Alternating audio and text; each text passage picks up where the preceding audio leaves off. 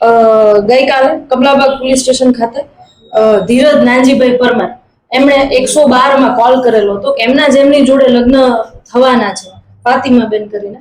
એવો registrar office છે અને રજિસ્ટ્રાર ઓફિસમાં એમના પરિવારજનો એમની ઉપર દબાણ કરી રહ્યા છે લગ્ન નોંધણી કેન્સલ કરાવવા માટેના.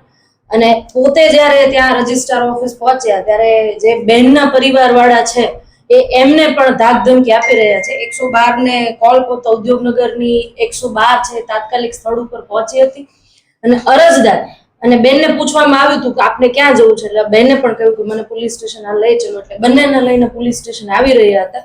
એ દરમિયાન એમની વચ્ચે જ ગાડી રોકાવી અને 8 જણાઓએ ગેરકાયદેસર મંડળી બનાવી અને બેનને ગાડીમાંથી ઉતારી બેનની જોડે ધાક ધમકી મારામારી કરી, અરજદાર જોડે પણ ધાક ધમકી ગાડી ગલોચ કરી અને બેનને ત્યાંથી અપહરણ કરીને બીજે લઈ ગયેલા હતા. સદરુ બાબતે કમલાબાગ પોલીસ સ્ટેશનમાં ગઈકાલે અમે ગુનો નોંધવામાં આવ્યો છે અને 8 આરોપીની આજરોજ અટક કરવામાં આવી છે.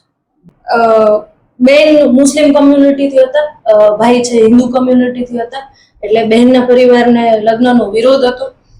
બેનની ઉંમર 19 વર્ષની છે. બેનને અમારા દ્વારા પૂછવામાં આવ્યું કે આપનો શું નિર્ણય છે, ત્યારે એમના દ્વારા જણાવવામાં આવ્યું હતું કે એમને હાલ સખી વન સ્ટોપ સેન્ટરમાં રહેવું છે અને ત્યારબાદ આ છોકરા જોડે લગ્ન ગ્રંથિથી જોડાવા માંગે છે. એટલે બેનનું વિધિવત નિવેદન લઈને અમે બેનને સખી વન સ્ટોપ સેન્ટરમાં રાખ્યા છે.